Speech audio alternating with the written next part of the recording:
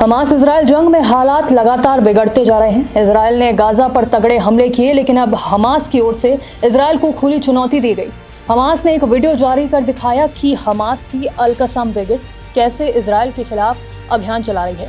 Video में दिखाया गया कि कैसे उसके स्नाइपर इजरायली सेना को गंभीर नुकसान पहुंचा रहे हैं। रिपोर्ट्स के अनुसार हाल ही में गाजा शहर में हुए हमलों में कई इजरायली सैनिक घायल हुए हैं।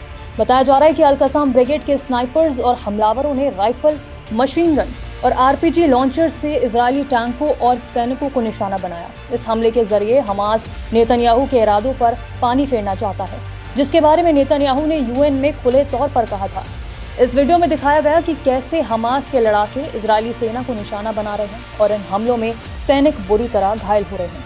ये सब उस बयान के बाद सामने आया जब इजराइल के प्रधानमंत्री बेंजामिन नेतन्याहू ने कहा था कि उनकी सेना गजा में हमास के खिलाफ अपना काम पूरा करेगी।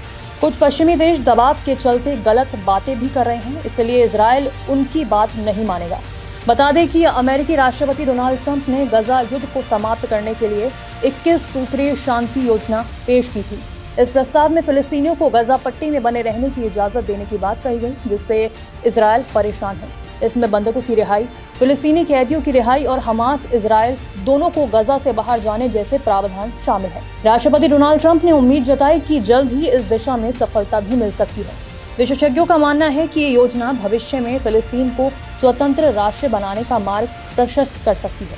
हालांकि इजरायली प्रधानमंत्री नेतन्याहू बार बार ये कहते रहे हैं कि फिलिस्तीन का अस्तित्व ही इजराइल की सुरक्षा और अस्तित्व के लिए बड़ा खतरा है। ट्रंप का ये प्रस्ताव इस सप्ताह की शुरुआत में संयुक्त राष्ट्र महासभा के दौरान सामने आया। इस दौरान उन्होंने 8 अरब और मुस्लिम देशों के नेताओं के साथ बैठक कर शांति प्रक्रिया पर चर्चा की। इस प्रस्ताव के मुताबिक गजा को आतंक और कट्टरपंथ से मुक्त क्षेत्र बनाया जाएगा। गजा का विकास उसके लोगों के लाभ के लिए होगा। समझौते पर सहमति के साथ युद्ध तुरंत खत्म हो जाएगा। 48 घंटे के भीतर सभी जीवित और मृत बंधक लौटाए जाएंगे। इसके बाद इजराइल सैकड़ों फिलिस्तीनी कैदियों और शवों को रिहा करेगा। बंधकों की वापसी के बाद शांतिपूर्ण हमास सदस्यों को माफी मिलेगी। जो हमास सदस्य पट्टी छोड़ना चाहें उन्हें सुरक्षित मार्ग मिलेगा। समझौते के बाद गजा में कम दरों पर सहायता पहुंचेगी। जनवरी 2025 की तरह रोजाना 600 ट्रक मदद नहीं भेजे जाएंगे। संयुक्त राष्ट्र और रेड क्रिसेंट सहायता वितरण संभालेंगे। अन्य अंतर्राष्ट्रीय संगठन भी इसमें शामिल होंगे। कोई हस्तक्षेप नहीं करेगा। गाजा का प्रशासन फिलिस्तीनी टेक्नोक्रेट्स की अस्थायी सरकार संभालेगी। इसकी निगरानी अमेरिका और अरब यूरोपीय सहयोगियों का निकाय करेगा।